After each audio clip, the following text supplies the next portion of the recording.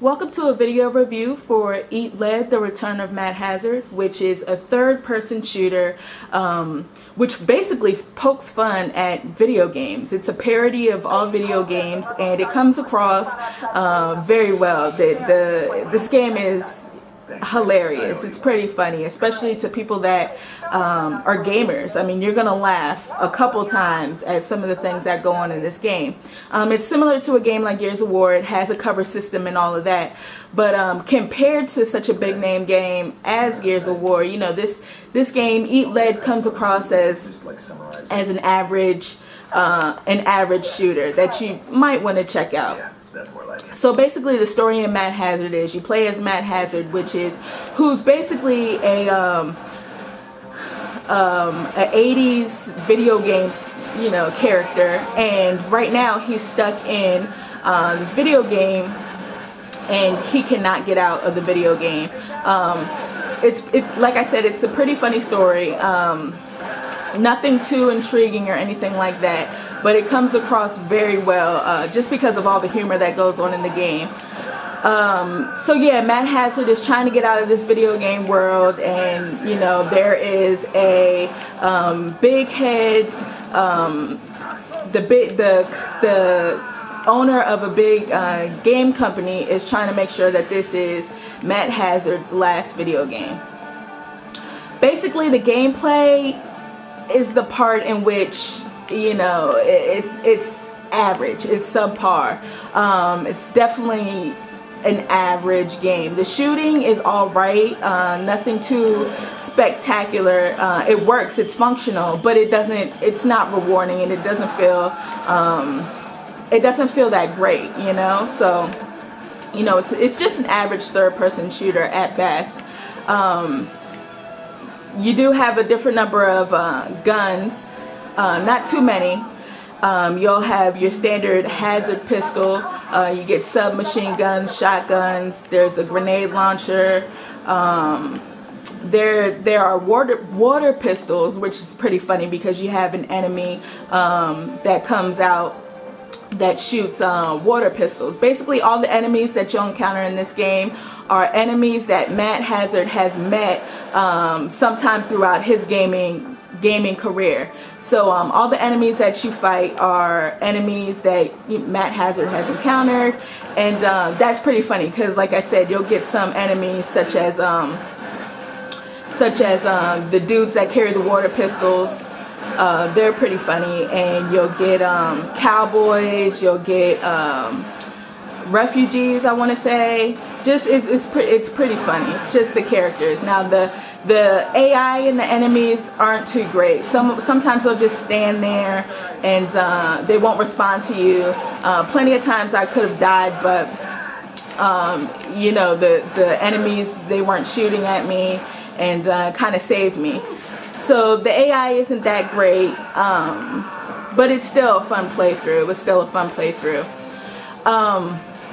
As far as sound goes, I really enjoy the music in this game. It's kind of cheesy, actiony music, and it's really good. I really like it. I guess it depends upon your taste, but I enjoy the music in this game. Also, the voice acting. I know Will Arnett he plays as Matt Hazard, and Neil Patrick Harris, Doogie Howser, he is the other main star of the game. He is the owner of the game company who wants to take Matt Hazard down. As I said, the voice acting is pretty good. A lot of fun. There is some hilarious dialogue that goes along with the story. It makes things, you know, spices things up.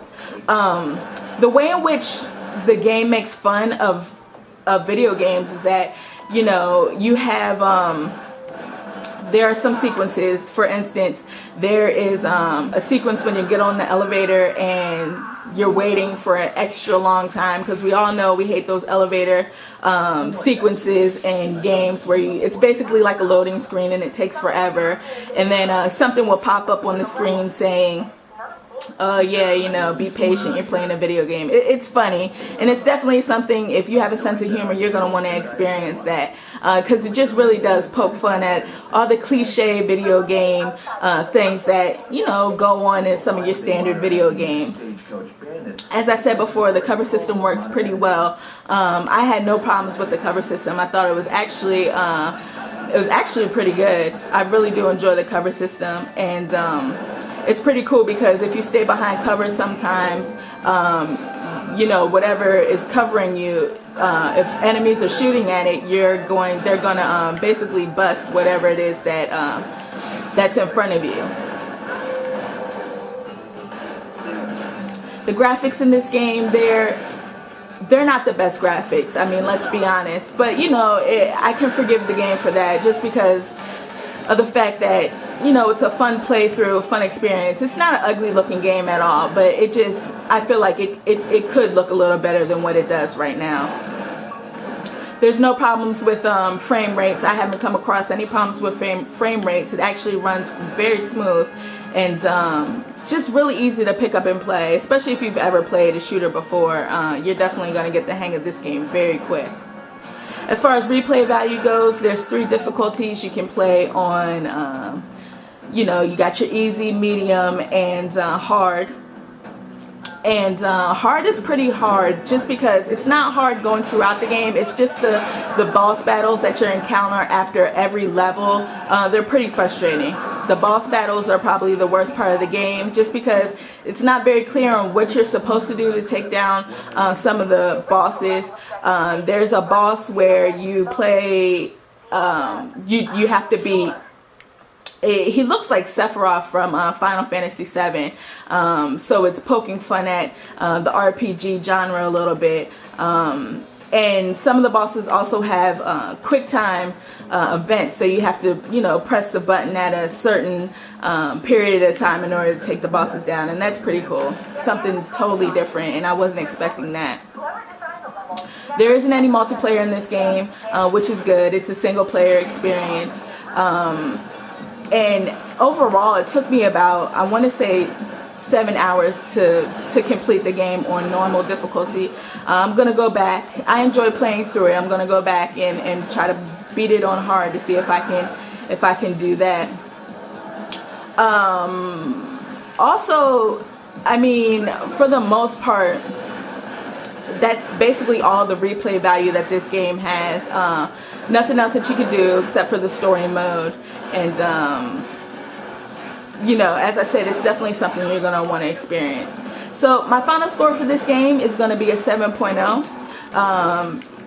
You know, it's a fun game to play through. It's hilarious, has a lot of funny jokes in it. The voice acting is good, and if you play video games and you've played video games when you were younger, you're definitely going to enjoy playing through this because, you know, all those things that get on your nerves with some video games, it's definitely going to make fun of them, and you're definitely going to be laughing.